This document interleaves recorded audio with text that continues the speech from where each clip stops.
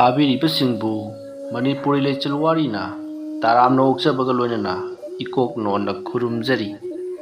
ꯉꯁꯤꯁꯨ ꯃꯌꯥꯝꯒꯤ ꯉꯥꯏꯍꯥꯛ ꯄꯣꯊꯥꯅꯕꯒꯤꯗꯃꯛꯇ ꯃꯅꯤꯄꯨꯔꯤ ꯐꯨꯡꯒꯥꯋꯥꯔꯤ ꯑꯃ ꯄꯨꯗꯨꯅ ꯂꯥꯛꯆꯔꯤ꯫ ꯐꯨꯡꯒꯥꯋꯥꯔꯤ ꯑꯁꯤꯒꯤ ꯃꯃꯤꯡꯅ ꯇꯦꯅꯋꯥꯒꯤ ꯊꯧꯖꯥꯜ꯫ ꯋꯥꯔꯤ ꯑꯁꯤꯅ ꯀꯔꯤ ꯀꯝꯗꯧꯔꯤꯕ ꯍꯥꯏꯕꯗꯨ ꯃꯌꯥꯝ ꯄꯨꯟꯅ ꯑꯃꯨꯛ ꯇꯥꯃꯤꯟꯅꯔꯁꯤ꯫ ꯊꯥꯏꯅ ꯃꯃꯥꯡꯉꯩ ꯈꯨꯜ ꯑꯃꯗ ꯍꯅꯨꯕ ꯍꯅꯨꯕꯤ ꯃꯇꯩ ꯃꯅꯥꯎ ꯑꯅꯤꯈꯛ ꯂꯩꯔꯝꯃꯤ꯫ ꯍꯥꯏꯔꯤꯕ ꯃꯇꯩ ꯃꯅꯥꯎ ꯑꯅꯤꯁꯤꯒꯤ ꯍꯥꯏꯗꯅ ꯃꯆꯥ ꯃꯁꯨ ꯑꯃꯠꯇ ꯂꯩꯔꯝꯗꯦ꯫ ꯍꯅꯨꯕ ꯍꯅꯨꯕꯤ ꯑꯅꯤꯁꯦ ꯃꯃꯤꯠꯇ ꯃꯆꯥꯁꯨ ꯑꯃꯠꯇ ꯎꯔꯝꯗꯦ꯫ ꯑꯗꯨꯕꯨ ꯍꯅꯨꯕ ꯍꯅꯨꯕꯤ ꯑꯅꯤ ꯑꯁꯤꯗꯤ ꯌꯥꯝꯅ ꯅꯨꯡꯁꯤꯅꯅ ꯄꯨꯛꯆꯦꯜ ꯈꯣꯏꯖꯦꯜ ꯇꯤꯟꯅꯅ ꯏꯪꯅ ꯆꯤꯛꯅ ꯄꯥꯜꯂꯝꯃꯤ꯫ ꯍꯥꯏꯔꯤꯕ ꯍꯅꯨꯕꯤ ꯑꯁꯤꯒꯤ ꯌꯨꯝꯊꯪꯅꯕꯗ ꯃꯕꯨꯛ ꯌꯥꯝꯅ ꯐꯠꯇꯕ ꯍꯅꯨꯕ ꯍꯅꯨꯕꯤ ꯑꯅꯤ ꯑꯁꯤꯗ ꯀꯔꯛ ꯀꯔꯛ ꯌꯦꯡꯁꯤꯟꯗꯨꯅ ꯂꯩꯕ ꯃꯇꯩ ꯃꯅꯥꯎ ꯑꯅꯤꯁꯨ ꯂꯩꯔꯝꯃꯤ꯫ ꯊꯥꯏꯅꯉꯩꯒꯤ ꯃꯇꯝꯗꯗꯤ ꯌꯨꯝꯊꯪꯅꯕ ꯍꯥꯏꯖꯕꯒꯤ ꯋꯥꯅꯤ ꯈꯔ ꯈꯔ ꯑꯗꯨꯝ ꯂꯥꯞꯅꯩ꯫ ꯂꯧꯔꯤ ꯍꯤꯡꯈꯣꯜ ꯆꯥꯎꯅꯕꯅ ꯃꯔꯝ ꯑꯣꯏꯔꯒ ꯌꯨꯝ ꯑꯃꯅ ꯁ꯭ꯋꯥꯏꯗ ꯇꯥꯔꯒ ꯌꯨꯝ ꯑꯃꯅ ꯑꯁ꯭ꯋꯥꯏꯗ ꯇꯥꯕꯅꯤ꯫ ꯌꯨꯝꯊꯪꯅꯩ ꯍꯥꯏꯖꯕꯒꯤ ꯋꯥꯅꯤ꯫ ꯑꯁꯨꯝꯅ ꯇꯧꯗꯨꯅ ꯍꯅꯨꯕ ꯍꯅꯨꯕꯤ ꯑꯅꯤꯒꯤ ꯍꯤꯡꯈꯣꯜ ꯑꯁꯤꯒꯤ ꯈꯔ ꯆꯠꯊꯣꯛꯂꯒ ꯂꯩꯕ ꯌꯨꯝꯊꯪꯅꯔꯤꯕ ꯃꯇꯩ ꯃꯅꯥꯎ ꯑꯅꯤ ꯑꯁꯤꯅꯗꯤ ꯍꯅꯨꯕ ꯍꯅꯨꯕꯤ ꯑꯅꯤꯁꯦ ꯀꯔꯛ ꯀꯔꯛ ꯌꯦꯡꯁꯤꯜꯂꯤꯕꯅꯤ꯫ꯃꯈꯣꯏꯅ ꯁꯤꯈ꯭ꯔꯕꯗꯤ ꯃꯈꯣꯏꯒꯤ ꯌꯥꯝꯂꯕ ꯂꯧ ꯍꯤꯡꯈꯣꯜ ꯃꯌꯥꯝ ꯑꯁꯤ ꯃꯈꯣꯏꯒꯤ ꯑꯣꯏꯗꯧꯔꯤꯕꯅꯤ ꯍꯥꯏꯗꯨꯅ ꯌꯥꯝꯅ ꯁꯤꯍꯟꯅꯤꯡꯂꯤꯕꯅꯤ꯫ ꯍꯅꯨꯕ ꯍꯅꯨꯕꯤ ꯑꯅꯤ ꯑꯗꯨꯗꯤ ꯃꯈꯣꯏꯒꯤ ꯐꯠꯇ꯭ꯔꯕ ꯃꯇꯩ ꯃꯅꯥꯎ ꯑꯅꯤ ꯑꯗꯨꯅ ꯈꯜꯂꯤꯕꯒꯗꯣ ꯀꯔꯤꯁꯨ ꯈꯪꯖꯕ ꯅꯠꯇꯦ꯫ ꯃꯈꯣꯏꯒꯤ ꯊꯣꯛꯄ ꯊꯕꯛ ꯁꯨꯐꯝ ꯊꯣꯛꯄ ꯑꯗꯨꯝ ꯁꯨꯕ, ꯆꯥꯐꯝ ꯊꯣꯛꯄ ꯑꯗꯨꯝ ꯆꯥꯕ ꯇꯧꯗꯨꯅ ꯃꯇꯩ ꯃꯅꯥꯎ ꯑꯅꯤꯗꯣ ꯐꯥꯒꯤꯁꯨ ꯇꯧꯅꯩ, ꯀꯞꯁꯨ ꯀꯞꯃꯤꯟꯅꯩ, ꯅꯣꯛꯁꯨ ꯅꯣꯛꯃꯤꯟꯅꯩ, ꯌꯥꯝꯅ ꯅꯨꯡꯉꯥꯏꯅ ꯂꯩꯖꯔꯤꯕꯅꯤ꯫ ꯃꯇꯧ ꯑꯁꯨꯝꯅ ꯍꯅꯨꯕ ꯍꯅꯨꯕꯤ ꯑꯅꯤ ꯑꯁꯤꯅ ꯋꯥꯅ ꯄꯨꯟꯁꯤ ꯂꯦꯟꯕ ꯑꯁꯦ ꯏꯃꯨꯡꯒꯤ ꯂꯥꯏꯅꯤꯡꯊꯧꯅ ꯎꯔꯕꯣꯏꯔꯦ꯫ ꯅꯣꯡꯃꯒꯤ ꯅꯨꯃꯤꯠꯅꯤ꯫ ꯍꯅꯨꯕ ꯍꯅꯨꯕꯤ ꯑꯅꯤ ꯑꯗꯨꯅ ꯉꯁꯤꯗꯤ ꯏꯃꯣꯏꯅꯨ ꯅꯨꯃꯤꯠꯅꯤ ꯑꯗꯨꯅ ꯀꯔꯤ ꯀꯔꯤꯕꯨ ꯀꯠꯁꯤꯒꯦ ꯍꯥꯏꯗꯨꯅ ꯍꯅꯨꯕꯤꯅ ꯍꯅꯨꯕꯗ ꯍꯪꯉꯤ꯫ ꯃꯇꯝ ꯑꯗꯨꯗ ꯍꯅꯨꯕꯅ ꯀꯩꯊꯦꯜ ꯃꯆꯥꯗꯒꯤ ꯉꯥ ꯑꯉꯧꯕ ꯇꯤꯡ ꯇꯤꯡ ꯂꯥꯎꯕꯗꯣ ꯑꯃ ꯂꯧꯔꯨꯔꯒ ꯍꯦꯛ ꯀꯠꯂꯁꯤ꯫ ꯀꯔꯤꯕꯨ ꯊꯣꯏꯅ ꯀꯠꯂꯨꯔꯒꯕꯅꯣ ꯑꯩꯈꯣꯏꯅꯕꯨ? ꯑꯗꯨꯒꯤ ꯃꯍꯨꯠꯇꯅꯦ ꯑꯩꯈꯣꯏꯅ ꯉꯥꯗꯣ ꯄꯨꯛꯅꯤꯡ ꯆꯪꯅ ꯀꯠꯆꯔꯒ ꯊꯣꯡ ꯊꯥꯛꯂꯦ ꯍꯥꯏꯔꯒ ꯆꯗꯨꯝ ꯆꯗꯨꯝ ꯇꯥꯔꯒꯅꯦ ꯏꯃꯣꯏꯅꯨ ꯏꯕꯣꯛꯇ ꯏꯃꯣꯏꯅු ꯏꯕꯦꯟꯗ ꯀꯠꯆꯔꯕꯗꯤ ꯑꯩꯈꯣꯏꯁꯦ ꯄꯨꯟꯁꯤꯁꯤ ꯈꯖꯤꯛꯇ ꯑꯣꯏꯔꯕꯁꯨ ꯁꯥꯡꯗꯣꯛꯀꯗꯧꯔꯤꯕꯅꯤ꯫ ꯍꯅꯨꯕꯒꯤ ꯋꯥꯐꯝ ꯑꯗꯨꯗ ꯍꯅꯨꯕꯤꯅ ꯑꯣꯟꯈꯠꯇꯨꯅ ꯀꯔꯤꯅꯣꯅꯦ ꯍꯥꯏꯔꯤꯁꯤꯕꯣ? ꯅꯠꯇꯦꯅꯦ, ꯀꯔꯤ ꯌꯦꯡꯗꯨꯅ ꯍꯤꯡꯅꯤꯡꯂꯤꯕꯅꯣ ꯍꯥ? ꯃꯗꯨꯗ ꯍꯅꯨꯕꯅ ꯍꯣ ꯅꯪ ꯌꯦꯡꯅꯤꯡꯗꯨꯅ ꯍꯤꯡꯅꯤꯡꯂꯤꯕ ꯑꯗꯨꯝꯅ ꯍꯥꯏꯔꯛꯄꯗ ꯍꯅꯨꯕꯤꯗꯣ ꯅꯣꯛꯐꯦꯠ ꯅꯣꯛꯐꯦꯠ ꯇꯧꯖꯩ꯫ ꯃꯗꯨꯒꯤ ꯃꯇꯨꯡ ꯍꯅꯨꯕꯅ ꯀꯥꯟꯅꯗꯦꯁꯦ, ꯄꯩꯁꯥ ꯑꯗꯨꯝ ꯈꯔ ꯄꯤꯔꯛꯎ, ꯀꯩꯊꯦꯜꯗꯒꯤꯅꯦ ꯉꯥ ꯃꯆꯥ ꯑꯃꯇꯪ ꯂꯩꯔꯨꯈꯤꯒꯦ꯫ ꯅꯨꯃꯤꯠ ꯇꯥꯁꯟꯈ꯭ꯔꯕꯗꯤ ꯃꯤꯠ ꯅꯥꯒ ꯅꯨꯡꯉꯥꯏꯇꯕꯅꯦ꯫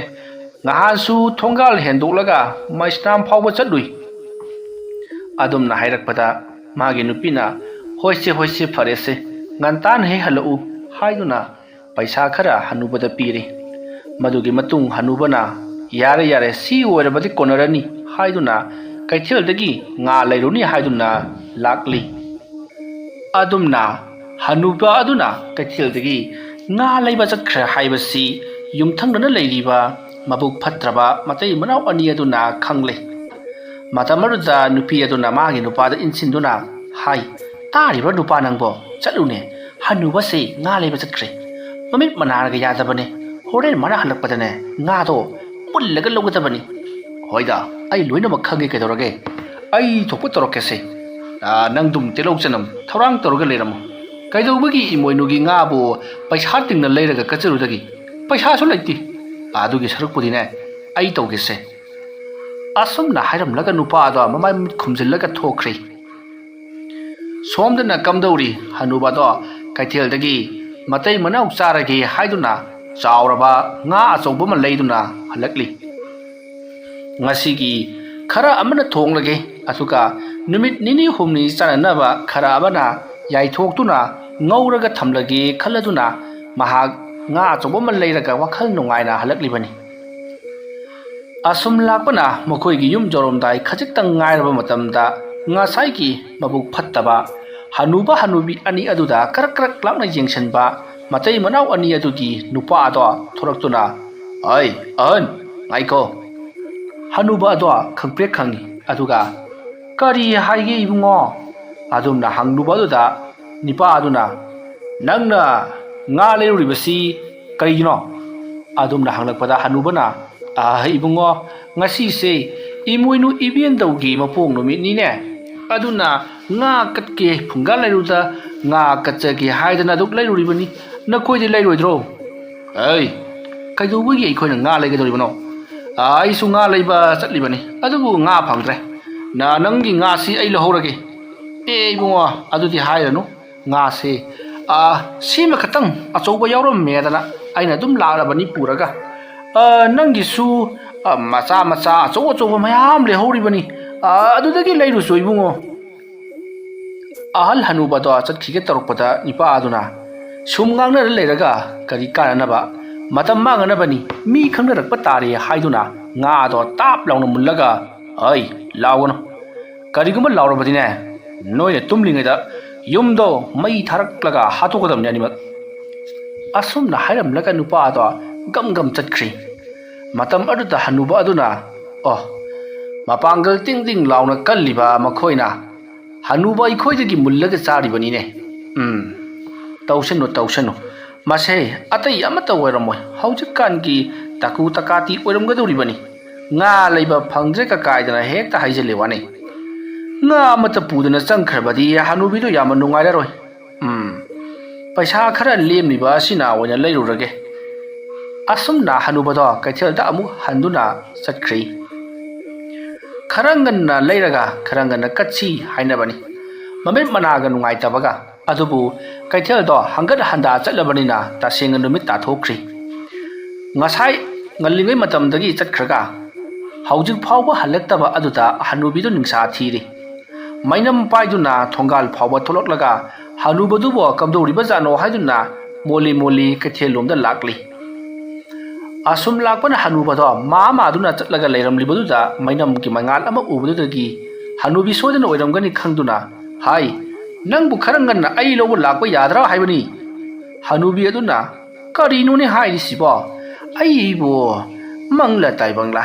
nangna chakribaduga lakliba siboka kaya yamna none ba khenariba sibo natte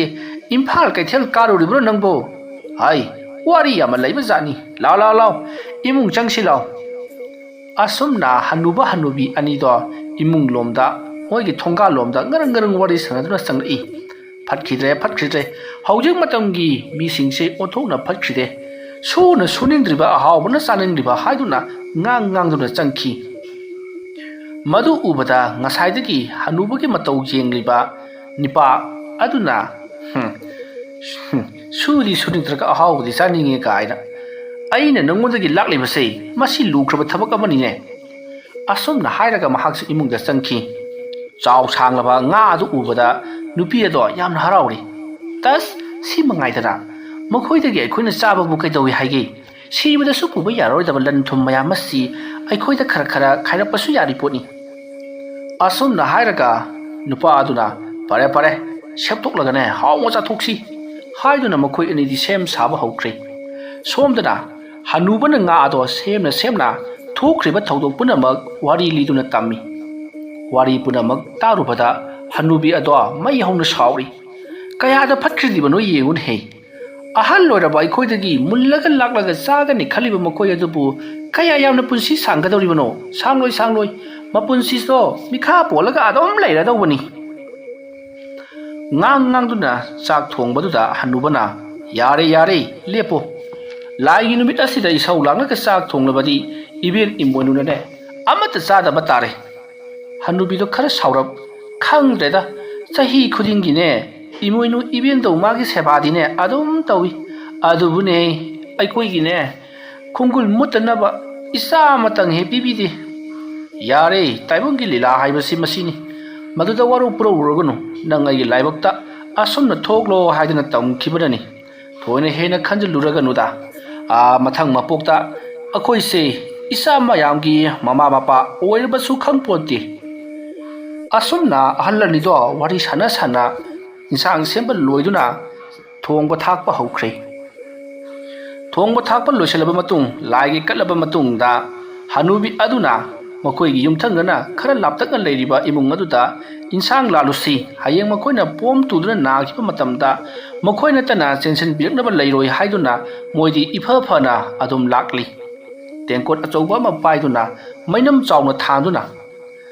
asum lakpana matai manau ani adugi mayum jaroklabada ho ibungo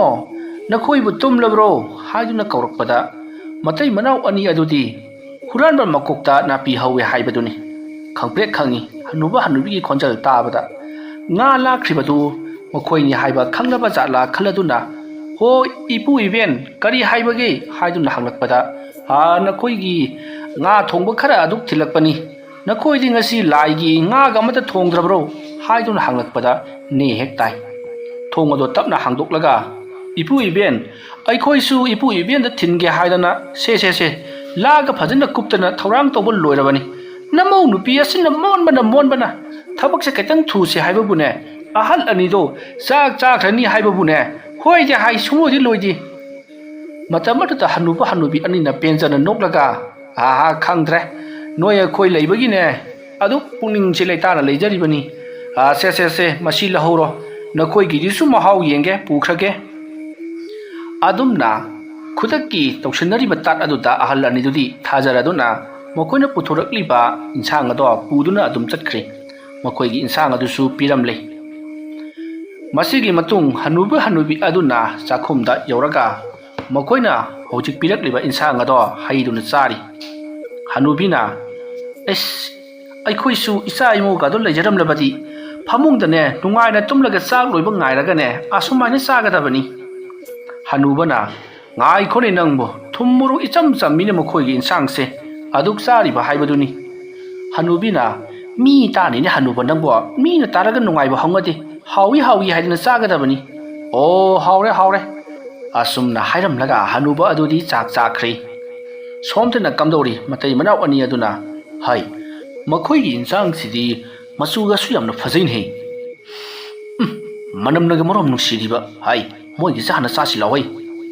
asomna matai manau ani aduna hanubina pirakpa insang ato haiduna chari makoina thongliba ardagi saruk chama hena hauramlaba adudadi hanubisi thongba thakpati phajana haiba jani matamadu da nupi aduna mana thong thakpati haute hairakpaduta khara saurap tawna karmaina hauduribano ha thawne na sungta maroi mapang haida sudi makoi gi di paidna leirabani ne maroi mapang ti lokchanam sunaba hapa thawsung ngamgai hairiba ardabu kamaina hauridoribano makoi gi di telok chanam alu hairok injang thongboda changgadaba mana masing maroi telok chanam punamak masagi hingkolda loinamak thari aina yumdagi mapal thoktuna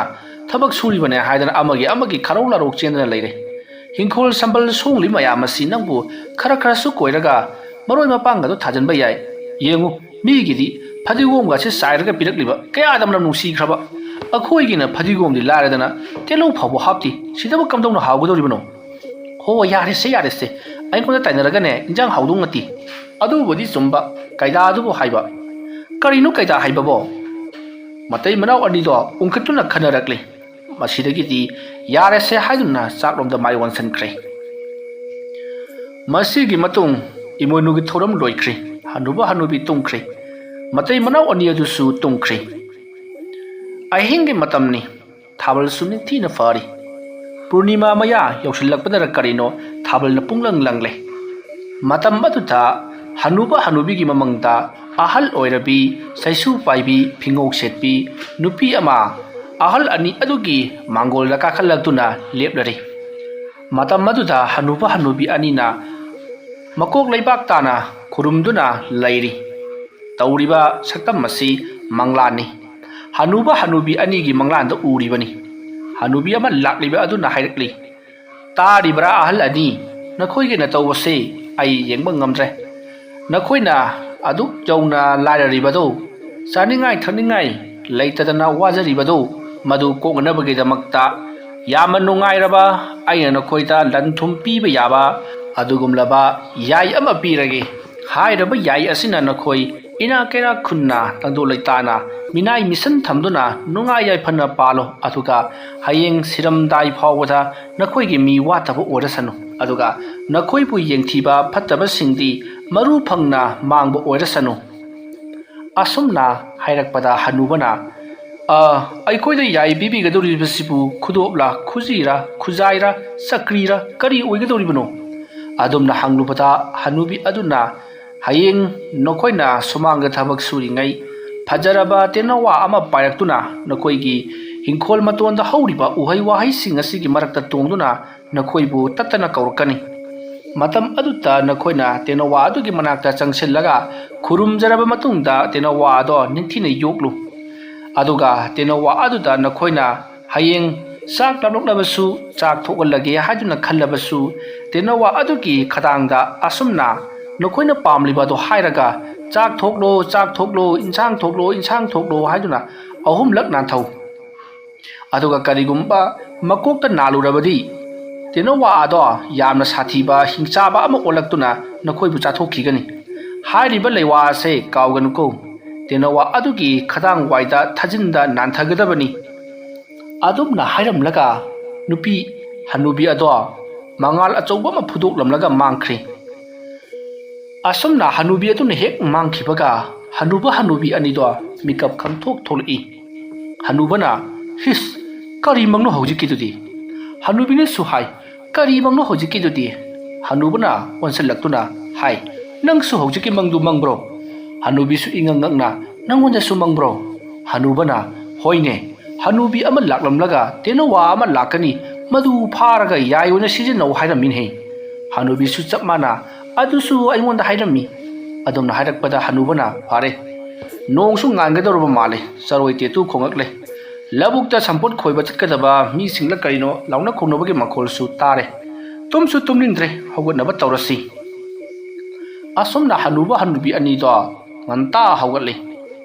ꯃꯝꯂꯤꯕ ꯇꯧꯕ ꯃꯇꯝ ꯑꯗꯨꯋꯥꯏꯗꯨꯗ ꯏꯔꯨꯖ ꯃꯥꯏꯊꯖꯔꯤ ꯏꯃꯨꯡ ꯃꯅꯨꯡ ꯁꯤꯠ ꯅꯥꯟꯅ ꯋꯥꯏꯔꯝ ꯇꯩꯊꯣꯛꯂꯤ ꯉꯁꯤꯗꯤ ꯃꯈꯣꯏꯗ ꯍꯤꯌꯥꯏ ꯑꯃ ꯐꯪꯒꯗꯧꯔꯤꯕꯅꯤ ꯍꯥꯏꯕꯒꯤ ꯑꯁꯥ ꯑꯃꯗ ꯃꯗꯨꯒꯤ ꯃꯇꯨꯡ ꯅꯣꯡꯁꯨ ꯄꯨꯡꯉꯥꯟ ꯉꯥꯟꯊꯣꯔꯛꯂꯤ ꯅꯣꯡ ꯉꯥꯟꯊꯣꯔꯛꯂꯕꯅꯤꯅ ꯍꯧꯖꯤꯛꯇꯤ ꯎꯆꯦꯛ ꯋꯥꯌꯥ ꯄꯨꯝꯅꯃꯛ ꯃꯈꯣꯏꯒꯤ ꯌꯨꯝ ꯍꯤꯡꯈꯣꯜꯒꯤ ꯑꯀꯣꯏꯕꯗ ꯀꯣꯏꯄꯥꯏ ꯄꯥꯏꯔꯤ ꯍꯅꯨꯕꯤ ꯑꯅꯤꯗꯣ ꯐꯅ ꯀꯨꯏꯅ ꯂꯩꯔꯕ ꯐꯥꯎꯕꯗ ꯇꯦꯅꯋꯥ ꯑꯃꯠꯇ ꯂꯥꯛꯇꯕ ꯑꯗꯨꯗ ꯃꯪꯗ ꯄꯪꯍꯥꯏ ꯍꯥꯏꯔꯤꯕꯣꯏ ꯅꯤꯡꯗꯨꯅ ꯃꯈꯣꯏ ꯊꯨꯝꯃꯣꯛ ꯁꯥꯗꯨꯅ ꯂꯩꯊꯣꯛꯂꯤ ꯇꯥꯟꯖꯥ ꯑꯗꯨꯗ ꯏꯊꯥ ꯊꯥꯖꯗꯅ ꯃꯈꯣꯏꯒꯤ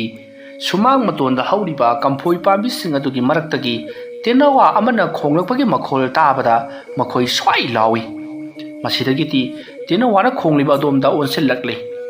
ꯅꯦꯝꯇꯛꯅ ꯐꯨꯜꯂꯩꯅꯅ ꯍꯧꯔꯤꯕ ꯀꯝꯐꯣꯏ ꯄꯥꯝꯕꯤꯁꯤꯡ ꯑꯗꯨꯒꯤ ꯃꯔꯛꯇ ꯇꯦꯅꯋꯥꯅ ꯈꯣꯡꯂꯤꯕꯗꯨꯗ ꯃꯈꯣꯏ ꯇꯞꯅ ꯆꯪꯁꯤꯜꯂꯛꯇꯨꯅ ꯈꯨꯔꯨꯝꯖꯔꯤ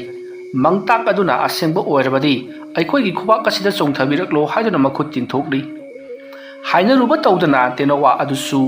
ꯐ꯭ꯔꯪ ꯄꯥꯏꯊꯔꯛꯇꯨꯅ ꯍꯅꯨꯕ ꯑꯗꯨꯒꯤ ꯈꯨꯕꯥꯛꯇ ꯇꯣꯡꯂꯔꯦ ꯃꯁꯤꯗꯒꯤꯗꯤ ꯃꯪꯇꯥꯛ ꯁꯣꯏꯗ꯭ꯔꯦ ꯈꯜꯂꯗꯨꯅ ꯏꯃꯨꯡꯗ ꯄꯔꯞ ꯄꯨꯁꯜꯂꯛꯂꯤ ꯃꯇꯝ ꯑꯗꯨꯗ ꯍꯅꯨꯕꯤꯅ ꯆꯥꯡ ꯑꯃꯨꯛꯇꯪ ꯌꯦꯡꯁꯤꯔꯣ ꯍꯅꯨꯕ ꯃꯇꯝ ꯑꯗꯨꯗ ꯍꯅꯨꯕꯅ ꯍꯣꯏꯅꯦ ꯀꯔꯤ ꯌꯦꯡꯁꯤꯒꯦ ꯑꯩꯒꯤ ꯄꯥꯏꯖꯃꯥꯟ ꯀꯨꯇꯥ ꯐꯖꯕ ꯑꯃ ꯊꯣꯛꯍꯟꯁꯤꯔꯣ ꯑꯁ ꯉꯥꯏꯈꯣꯗ ꯑꯩꯒꯤꯅꯦ ꯁꯅꯥ ꯅꯥꯔꯤ ꯑꯃꯇꯪ ꯍꯥꯟꯅ ꯊꯣꯛꯍꯟꯁꯤ ꯉꯥꯏꯈꯣꯗ ꯅꯪꯕꯣ ꯆꯥꯛ ꯏꯟꯁꯥꯡ ꯍꯥꯟꯅ ꯊꯣꯛꯍꯟꯕꯅ ꯐꯠꯇꯕ꯭ꯔꯣ ꯑꯌꯨꯛꯀꯤ ꯆꯥꯛ ꯆꯥꯗ꯭ꯔꯤ ꯉꯥꯏꯈꯣꯗ ꯆꯥꯛ ꯏꯟꯁꯥꯡ ꯍꯥꯏꯕꯗꯨꯗꯤ ꯑꯩꯈꯣꯏꯅꯁꯨ ꯑꯗꯨꯝ ꯊꯣꯡꯕ ꯉꯝꯕ ꯄꯣꯠꯅꯤ ꯀꯅꯥꯅ ꯈꯪꯅꯤ ꯆꯥꯛ ꯏꯟꯁꯥꯡꯗꯣ ꯄꯤꯔꯝꯂꯒ ꯁ꯭ꯋꯥꯏ ꯃꯥꯡꯊꯣꯛꯈ꯭ꯔꯕꯗꯤ ꯍꯣꯏꯅꯦ ꯑꯗꯨꯁꯨ ꯆꯨꯝꯃꯤꯅꯦ ꯑꯗꯨꯗꯤ ꯅꯪꯒꯤ ꯁꯅꯥ ꯅꯥꯔꯤ ꯍꯥꯏꯕꯗꯨ ꯃꯗꯨ ꯅꯤꯔꯣꯍꯩ ꯈꯥꯡꯌꯦꯟ ꯀꯌꯥꯅꯣ ꯍꯦꯛꯇ ꯅꯤꯔꯣ ꯄꯤꯔꯛꯄ꯭ꯔꯥ ꯌꯦꯡꯁꯤ ꯍꯩ ꯈꯗꯥꯡꯗ ꯅꯥꯟꯒꯗꯕꯅꯤꯀꯣ ꯀꯣꯛꯇ ꯅꯥꯜꯂꯕꯗꯤ ꯍꯤꯡꯆꯥꯕ ꯑꯣꯜꯂꯤ ꯍꯥꯏꯕꯅꯤ ꯑꯁꯨꯝꯅ ꯍꯅꯨꯕꯤ ꯑꯅꯤꯗꯣ ꯃꯊꯃꯣꯏ ꯑꯗꯣ ꯆꯔꯥꯡꯅꯕꯅ ꯂꯣꯏꯔꯦ ꯃꯁꯤꯗꯒꯤ ꯍꯅꯨꯕꯤ ꯑꯗꯨꯅ ꯁꯅꯥ ꯅꯥꯔꯤ ꯑꯅꯤ ꯐꯖꯈ꯭ꯔꯕ ꯂꯨꯝ ꯂꯥꯎꯕ ꯑꯅꯤ ꯊꯣꯛꯍꯜꯂꯣ ꯍꯥꯏꯗꯨꯅ ꯑꯍꯨꯝꯂꯛ ꯈꯗꯥꯡꯗ ꯍꯥꯏꯕꯗꯤ ꯇꯦꯅꯋꯥ ꯑꯗꯨꯒꯤ ꯊꯥꯖꯤꯟꯗ ꯅꯥꯟꯊꯔꯤ ꯑꯗꯨꯝꯅ ꯅꯥꯟꯊꯔꯨꯕ ꯑꯗꯨꯗ ꯈꯪꯍꯧꯗꯅ ꯇꯦꯅꯋꯥ ꯑꯗꯨꯒꯤ ꯃꯌꯥꯗꯒꯤ ꯁꯅꯥ ꯅꯥꯔꯤ ꯐꯖꯈ꯭ꯔꯕ ꯂꯨꯝ ꯂꯥꯎꯕ ꯏꯂꯪ ꯂꯪꯕ ꯑꯅꯤ ꯐ꯭ꯔꯪ ꯄꯥꯏꯊꯣꯔꯛꯂꯦ ꯇꯦꯅꯋꯥ ꯑꯗꯨꯅ ꯀꯣꯌꯦꯛ ꯈꯣꯡꯂꯨꯕꯗꯨꯗ ꯑꯁꯨꯝꯅ ꯄꯥꯏꯊꯣꯔꯛꯄꯗꯨꯗ ꯍꯅꯨꯕꯤ ꯑꯅꯤꯗꯨꯗꯤ ꯄꯨꯡꯉꯛ ꯉꯛꯂꯦ ꯆꯨꯝꯂꯦ ꯁꯣꯏꯗ꯭ꯔꯦ ꯍꯥꯏꯗꯨꯅ ꯃꯁꯤꯗꯒꯤꯗꯤ ꯍꯅꯨꯕꯅ ꯆꯥꯛ ꯏꯟꯁꯥꯡ ꯍꯥꯎꯔꯕ ꯎꯇꯤ ꯆꯒꯦꯝꯄꯣꯝꯕ ꯄꯥꯟ ꯏꯔꯣꯟꯕ ꯍꯥꯎꯔꯕ ꯀꯌꯥ ꯄꯨꯊꯣꯛꯂꯜꯂꯤ ꯃꯁꯤꯗꯒꯤꯗꯤ ꯍꯟꯅꯨꯕ ꯍꯟꯅꯨꯕꯤ ꯑꯅꯤꯗꯣ ꯈꯣꯡꯒ꯭ꯔꯥꯏ ꯅꯤꯛꯇꯨꯅ ꯆꯥꯊꯣꯛꯂꯤ ꯃꯁꯤꯗꯒꯤꯗꯤ ꯇꯦꯅꯋꯥꯗꯣ ꯃꯀꯣꯜ ꯐꯖꯕ ꯑꯃ ꯁꯦꯝꯕꯤꯗꯨꯅ ꯏꯃꯨꯡꯗ ꯆꯦꯛꯁꯤꯟꯅ ꯊꯝꯃꯤ ꯑꯁꯨꯝꯅ ꯇꯧꯗꯨꯅ ꯍꯟꯅꯨꯕ ꯍꯟꯅꯨꯕꯤ ꯑꯅꯤꯗꯣ ꯁꯅꯥꯂꯨꯄꯥ ꯃꯌꯥꯝ ꯑꯃ ꯄꯨꯊꯣꯛꯇꯨꯅ ꯅꯣꯡꯃꯒꯤ ꯅꯨꯡꯉꯥꯏꯈꯠꯂꯛꯂꯤ ꯃꯈꯣꯏꯒꯤ ꯌꯨꯝ ꯑꯗꯨꯁꯨ ꯑꯅꯧꯕ ꯑꯃ ꯁꯥꯅꯅꯕꯒꯤꯗꯃꯛꯇ ꯊꯧꯔꯥꯡ ꯇꯧꯕ ꯍꯧꯔꯛꯂꯤ ꯍꯟꯅꯨꯕ ꯍꯟꯅꯨꯕꯤ ꯑꯅꯤꯅ ꯏꯈꯪ ꯈꯪꯍꯧꯗꯅ ꯈꯪꯅꯨꯡ ꯅꯨꯡꯉꯥꯏꯈꯠꯂꯛꯄ ꯑꯁꯤꯗ ꯁꯣꯝꯗ ꯃꯇꯩ ꯃꯅꯥꯎ ꯑꯅꯤ ꯑꯗꯨꯗꯤ ꯄꯨꯡꯉꯛ ꯉꯛꯂꯤ ꯀꯔꯤꯅꯣ ꯍꯟꯅꯨꯕ ꯍꯟꯅꯨꯕꯤ ꯑꯅꯤꯅ ꯈꯪꯅꯨꯡ ꯅꯨꯡꯉꯥꯏꯔꯛꯂꯤꯕꯁꯤꯅ ꯀꯝꯗꯧꯔꯤꯕ ꯖꯥꯠꯅꯣ ꯍꯥꯏꯗꯨꯅ ꯃꯇꯩ ꯃꯅꯥꯎ ꯋꯥ ꯇꯥꯅꯩ ꯃꯇꯝ ꯑꯗꯨꯗ ꯅꯨꯄꯤ ꯑꯗꯨꯅ ꯃꯈꯣꯏꯅ ꯅꯨꯡꯉꯥꯏꯔꯤꯕꯁꯤ ꯀꯝꯗꯧꯔꯤꯕꯅꯣ ꯍꯥꯏꯕꯗꯣ ꯍꯧꯖꯤꯛ ꯍꯦꯛꯇ ꯆꯠꯂꯒ ꯍꯪꯂꯨꯔꯁꯤ ꯂꯥꯛꯑꯣ ꯑꯗꯨꯝꯅ ꯍꯥꯏꯔꯛꯄꯗ ꯅꯤꯄꯥ ꯑꯗꯨꯅ ꯍꯣꯏ ꯍꯪꯂꯨꯔꯁꯤ ꯂꯥꯛꯑꯣ ꯑꯁꯨꯝꯅ ꯍꯥꯏꯔꯗꯨꯅ ꯃꯈꯣꯏ ꯑꯅꯤꯗꯣ ꯅꯨꯡꯗꯥꯡ ꯋꯥꯏꯔꯝ ꯑꯗꯨꯗ ꯂꯥꯛꯂꯤ ꯃꯇꯝ ꯑꯗꯨꯗ ꯍꯟꯅꯨꯕ ꯍꯟꯅꯨꯕꯤ ꯑꯅꯤꯅ ꯆꯥꯎꯔꯕ ꯁꯥꯕ ꯅꯧꯔꯤꯕ ꯐꯖꯔꯕ ꯃꯩꯇꯩ ꯌꯨꯝꯖꯥꯎ ꯑꯃꯒꯤ ꯃꯥꯡꯒꯣꯜꯗ ꯐꯝꯂꯒ ꯍꯤꯗꯥꯛꯄꯨ ꯑꯃꯃꯝ ꯄꯥꯏꯗꯨꯅ ꯌꯥꯝꯅ ꯃꯣꯟꯗꯥ ꯅꯨꯡꯉꯥꯏꯅ ꯍꯧꯈ꯭ꯔꯕ ꯄꯨꯟꯁꯤꯒꯤ ꯋꯥꯔꯤꯁꯤꯡ ꯑꯗꯣ ꯂꯤꯅꯔꯒ ꯂꯩꯔꯝꯃꯤ ꯃꯇꯝ ꯑꯗꯨꯗ ꯃꯇꯩ ꯃꯅꯥꯎ ꯑꯅꯤ ꯂꯥꯛꯄ ꯑꯗꯨꯗ ꯑꯩ ꯅꯈꯣꯏ ꯂꯥꯛꯂꯤꯕ꯭ꯔꯥ ꯁꯦ ꯐꯛꯁꯤꯗ ꯐꯝꯃꯨ ꯍꯥꯏꯗꯨꯅ ꯀꯧꯅꯥꯒꯤ ꯐꯛ ꯈꯨꯇꯨꯝ ꯑꯅꯤ ꯊꯥꯕ ꯃꯣꯟ ꯂꯥꯎꯕ ꯑꯗꯨꯗ ꯐꯝꯍꯜꯂꯤ ꯃꯗꯨ ꯎꯕꯗ ꯃꯇꯩ ꯃꯅꯥꯎ ꯑꯅꯤꯗꯤ ꯀꯂꯛꯄꯅ ꯂꯣꯏꯔꯤ ꯅꯨꯄꯤ ꯑꯗꯨꯅ ꯍꯥꯏꯔꯤ ꯌꯦꯡꯉꯨꯅꯦꯍꯦ ꯍꯤꯗꯥꯛꯐꯨ ꯑꯁꯤꯁꯨ ꯀꯣꯔꯤꯒꯤꯅꯤꯅꯦ ꯑꯗꯨꯒ ꯌꯦꯡꯉꯨꯅꯦ ꯅꯪꯕꯣ ꯍꯤꯗꯥꯛꯐꯨ ꯑꯁꯤꯒꯤ ꯄꯨꯃꯥꯏ ꯑꯁꯤꯁꯨ ꯁꯅꯥ ꯇꯣꯞꯂꯤꯕ ꯑꯁ ꯄꯥꯝꯕꯅ ꯂꯣꯏꯔꯦꯗ ꯑꯩꯗꯤ ꯍꯣꯏ ꯇꯨꯃꯤꯟꯅ ꯂꯩꯌꯨꯅꯦ ꯅꯪꯕꯣ ꯑꯁꯨꯝꯅ ꯃꯇꯩ ꯃꯅꯥꯎ ꯑꯅꯤꯅ ꯉꯔꯪ ꯋꯥꯔꯤ ꯁꯥꯟꯅꯕ ꯑꯗꯨꯗ ꯍꯟꯅꯨꯕꯅ ꯍꯤꯗꯥꯛꯐꯨ ꯑꯗꯣ ꯑꯃꯨꯛꯇꯪ ꯁꯥꯡꯅ ꯆꯤꯡꯁꯤꯜꯂꯒ ꯀꯥꯝꯊꯣꯛꯂꯤ ꯆꯥꯅꯤꯡ ꯇꯥꯅ ꯀꯥꯝꯊꯣꯛꯂꯕ ꯃꯇꯨꯡꯗ ꯍꯪꯂꯛꯏ ꯅꯈꯣꯏ ꯑꯅꯤꯅ ꯑꯩꯈꯣꯏꯒꯤꯁꯤꯗ ꯂꯥꯛꯄꯕꯨ ꯀꯔꯤ ꯍꯥꯏꯅꯤꯡꯕꯅꯣ ꯃꯇꯝ ꯑꯗꯨꯗ ꯅꯤꯄꯥ ꯑꯗꯨꯅ ꯊꯤꯟꯊꯗꯅ ꯈꯨꯝꯃꯤ ꯏꯄꯨꯅ ꯑꯁꯨꯛ ꯊꯨꯅ ꯅꯨꯡꯉꯥꯏꯈꯠꯂꯛꯂꯤꯕꯁꯤꯕꯨ ꯀꯔꯤ ꯀꯝꯗꯧꯔꯤꯕ ꯖꯥꯠꯅꯣ ꯅꯁꯨ ꯑꯩꯈꯣꯏꯁꯨ ꯋꯥꯕꯅ ꯂꯣꯏꯔꯦ ꯃꯔꯝꯗꯨ ꯈꯤꯇ ꯇꯥꯛꯄꯤꯌꯨꯕ ꯃꯇꯝ ꯑꯗꯨꯗ ꯍꯟꯅꯨꯕꯅ ꯄꯨꯛꯅꯤꯡ ꯁꯦꯡꯅ ꯇꯦꯡꯅ ꯑꯗꯨꯝ ꯍꯥꯏꯗꯣꯛꯏ ꯅꯣꯡꯃ ꯃꯪꯇꯥꯛ ꯑꯃꯗ ꯇꯦꯅꯋꯥ ꯑꯃ ꯄꯥꯏꯔꯛꯀꯅꯤ ꯃꯗꯣ ꯐꯥꯔꯒ ꯇꯦꯅꯋꯥ ꯑꯗꯨ ꯑꯩꯈꯣꯏꯗ ꯌꯣꯛꯂꯣ ꯇꯦꯅꯋꯥ ꯑꯗꯨꯗ ꯑꯄꯥꯝꯕ ꯄꯣꯠꯇꯨ ꯍꯥꯏꯔꯒ ꯈꯨꯠꯅ ꯑꯍꯨꯝꯂꯛ ꯅꯥꯟꯊꯕꯗ ꯑꯩꯈꯣꯏꯅ ꯑꯄꯥꯝꯕꯗꯣ ꯄꯤꯔꯛꯀꯅꯤ ꯍꯥꯏꯕꯗꯨꯗ ꯍꯦꯛ ꯆꯨꯝꯕ꯭ꯔꯥ ꯍꯥꯏꯗꯨꯅ ꯑꯌꯨꯛ ꯑꯗꯨꯃ ꯉꯥꯏꯊꯣꯛꯂꯕ ꯃꯇꯨꯡ ꯇꯦꯅꯋꯥꯗꯣ ꯑꯋꯣꯏꯕꯒꯤ ꯄꯥꯏꯔꯛꯂꯤ ꯃꯗꯨꯗꯒꯤ ꯇꯦꯅꯋꯥ ꯑꯗꯨ ꯐꯥꯔꯒ ꯑꯩꯈꯣꯏꯅ ꯊꯣꯛꯑꯣ ꯍꯥꯏꯗꯨꯅ ꯊꯣꯛꯍꯟꯅꯤꯡꯕ ꯄꯣꯠꯇꯨ ꯍꯥꯏꯔꯒ ꯅꯥꯟꯊꯕꯗꯒꯤꯕꯣ ꯄꯪꯊꯣꯛꯇ ꯊꯣꯛꯇꯨꯅ ꯅꯨꯡꯉꯥꯏꯔꯛꯂꯤꯕꯁꯤꯅꯤ ꯑꯗꯨꯗꯤ ꯏꯄꯨ ꯇꯦꯅꯋꯥꯗꯨꯗꯤ ꯄꯥꯏꯈ꯭ꯔꯕ꯭ꯔꯣ ꯄꯥꯏꯗꯦ ꯑꯩꯈꯣꯏꯒꯤꯅꯦ ꯌꯨꯝ ꯃꯅꯨꯡꯗ ꯊꯝꯂꯤꯕꯅꯤ ꯑꯩꯒꯤ ꯂꯨꯈꯨꯝꯒꯤꯗ ꯂꯩꯕꯗꯨ ꯑꯗꯨꯗꯩꯗꯨꯗ ꯑꯗꯨꯗꯤ ꯏꯄꯨ ꯍꯣꯏꯗꯤ ꯇꯦꯅꯋꯥꯒꯤ ꯊꯧꯗꯥꯜꯗꯒꯤ ꯅꯨꯡꯉꯥꯏꯕꯅꯤꯅꯦ ꯑꯗꯨꯝꯅ ꯍꯥꯏꯕ ꯇꯥꯔꯦ ꯐꯔꯦ ꯏꯄꯨ ꯑꯗꯨꯗꯤ ꯑꯩꯈꯣꯏ ꯑꯃꯨꯛ ꯆꯠꯂꯨꯈꯤꯒꯦ ꯍꯣꯏ ꯑꯁꯨꯝꯅ ꯃꯇꯩ ꯃꯅꯥꯎ ꯑꯅꯤꯗꯣ ꯋꯥꯔꯝ ꯄꯨꯝꯅꯃꯛ ꯈꯪꯂꯕꯗ ꯃꯊ꯭ꯋꯥꯏ ꯑꯗꯣ ꯄꯣꯔꯣꯛ ꯆꯥꯛꯄ ꯃꯈꯩ ꯑꯩꯈꯣꯏꯗꯁꯨ ꯐꯪꯂꯕꯗꯤ ꯐꯅꯤꯗ ꯍꯥꯏꯗꯨꯅ ꯋꯥ ꯈꯟꯅꯔꯒ ꯆꯠꯈꯤ ꯃꯇꯝ ꯑꯗꯨꯗ ꯅꯨꯄꯤ ꯑꯗꯨꯅ ꯅꯨꯄꯥ ꯑꯗꯨꯗ ꯑꯣꯟꯁꯤꯜꯂꯒ ꯁꯨꯝꯇꯧꯔꯁꯤ ꯍꯟꯅꯨꯕ ꯍꯟꯅꯨꯕꯤ ꯑꯅꯤꯁꯦ ꯃꯈꯣꯏ ꯑꯅꯤꯁꯤ ꯋꯥꯟꯊꯅꯅꯕ ꯀꯔꯤꯅꯣꯃ ꯇꯧꯔꯁꯤ ꯑꯗꯨꯒ ꯅꯨꯃꯤꯗꯥꯡ ꯇꯦꯅꯋꯥꯗꯣ ꯍꯨꯔꯥꯟꯗꯕ ꯌꯥꯗꯦ ꯃꯇꯝ ꯑꯗꯨꯗ ꯅꯨꯄꯥ ꯑꯗꯨꯅ ꯍꯦꯔꯥ ꯀꯩꯗꯧꯕꯒꯤ ꯋꯥꯟꯊꯍꯜꯂꯨꯅꯤꯒꯦ ꯃꯅꯥ ꯍꯥꯏꯔꯦ ꯄꯪꯂꯤꯕ ꯃꯃꯤꯠ ꯍꯥꯏꯔꯦ ꯎꯗ꯭ꯔꯕ ꯑꯗꯨꯗꯕꯨ ꯀꯩꯗꯧꯕꯒꯤ ꯃꯝꯈ꯭ꯔꯕ ꯀꯔꯤꯁꯨ ꯎꯗꯕꯅꯤ ꯍꯣꯔꯦꯟ ꯅꯨꯃꯤꯗꯥꯡ ꯁꯒꯨꯜ ꯇꯧꯔꯒ ꯑꯩ ꯄꯣꯔꯛꯀꯦ ꯑꯁꯨꯝꯅ ꯍꯥꯏꯅꯔꯗꯨꯅ ꯅꯨꯃꯤꯠ ꯇꯥꯔꯛꯄ ꯉꯥꯏꯔꯒ ꯂꯩꯈ꯭ꯔꯦ ꯅꯨꯃꯤꯠ ꯍꯦꯛ తాꯕꯒ ꯅꯨꯄꯥ ꯑꯗꯣ ꯍꯟꯅꯨꯕ ꯑꯗꯨꯒꯤ ꯃꯌꯨꯝꯗ ꯂꯥꯛꯇꯨꯅ ꯗꯥꯔꯤ ꯑꯗꯣ ꯍꯣꯒꯥꯏꯗꯨꯅ ꯁꯒꯨꯜ ꯇꯧꯊꯣꯛꯂꯦ ꯃꯇꯝ ꯑꯁꯤꯗꯗꯤ ꯍꯟꯅꯨꯕ ꯍꯟꯅꯨꯕꯤ ꯑꯅꯤꯅ ꯇꯦꯅꯋꯥ ꯑꯗꯨꯗꯒꯤ ꯌꯥꯝꯂꯕ ꯁꯅꯥ ꯂꯨꯄꯥ ꯃꯅꯤ ꯃꯨꯛꯇ ꯀꯌꯥ ꯑꯃ ꯊꯣꯛꯍꯟꯗꯨꯅ ꯕꯣꯔꯥ ꯄꯩꯁꯤꯜꯂꯒ ꯂꯩꯔꯤꯕꯗꯣ ꯅꯨꯄꯥ ꯑꯗꯨꯅ ꯎꯔꯤ ꯁꯅꯥꯒꯤ ꯕꯣꯔꯥ ꯈꯥꯎ ꯑꯆꯧꯕ ꯃꯄꯩ 10 ꯑꯗꯒꯤ ꯃꯅꯤ ꯃꯨꯛꯇꯥꯒꯤ ꯕꯣꯔꯥ ꯑꯆꯧꯕ 10 ꯂꯨꯄꯥꯒꯤ ꯕꯣꯔꯥ ꯑꯆꯧꯕ 10 ꯈ꯭ꯋꯥꯡꯃꯨꯛ ꯋꯥꯡꯅ ꯃꯤ ꯑꯃꯅ ꯀꯣꯟꯕꯗ ꯋꯥꯔꯒꯗꯕ ꯕꯣꯔꯥ ꯀꯌꯥ ꯄꯤꯛ ꯊꯟꯅ ꯄꯨꯡꯂꯪ ꯂꯪꯅ ꯂꯩꯔꯤꯕꯗꯨ ꯎꯔꯨꯕꯗ ꯃꯍꯥꯛ ꯀꯂꯛꯄꯅ ꯂꯣꯏꯔꯤ ꯇꯦꯅꯋꯥ ꯑꯗꯣ ꯀꯔꯥꯏꯗ ꯂꯩꯈ꯭ꯔꯕꯖꯥꯠꯅꯣ ꯍꯥꯏꯗꯨꯅ ꯀꯣꯏꯊꯤ ꯊꯤꯔꯛꯄꯗ ꯂꯨꯈꯨꯝꯗ ꯇꯦꯅꯋꯥ ꯑꯗꯣ ꯇꯨꯝꯂꯒ ꯂꯩꯔꯝꯃꯤ ꯃꯁꯤꯗꯒꯤꯗꯤ ꯅꯤꯄꯥ ꯑꯗꯨꯅ ꯇꯞꯅ ꯆꯪꯁꯤꯜꯂꯒ ꯇꯦꯅꯋꯥ ꯑꯗꯣ ꯇꯞꯅ ꯂꯧꯊꯣꯛꯂꯤ ꯑꯗꯨꯒ ꯁꯒꯨꯜ ꯑꯗꯨꯗ ꯂꯤꯠꯂꯒ ꯆꯠꯈ꯭ꯔꯤ ꯇꯦꯅꯋꯥ ꯑꯗꯨꯁꯨ ꯀꯔꯤꯁꯨ ꯈꯣꯡꯗꯦ ꯇꯨꯃꯤꯟꯅ ꯑꯗꯨꯃꯛ ꯂꯩꯔꯤ ꯍꯣꯕꯦ ꯂꯥꯛꯄꯅ ꯌꯨꯝ ꯌꯧꯔꯛꯂꯕꯗ ꯅꯨꯄꯤ ꯑꯗꯨꯅ ꯁꯤꯒꯤ ꯇꯦꯅꯋꯥꯁꯤꯔꯣ ꯍꯥꯏꯁꯤꯕꯣ ꯃꯥꯅꯤ ꯂꯥꯡꯒꯅꯨ 이베마 한누바 한누비기 ꯃꯌꯨꯝꯗ ꯂꯩꯍꯧꯔꯤꯕ ꯁꯅꯥꯒꯤ ꯕꯣꯔꯥ ꯁꯦ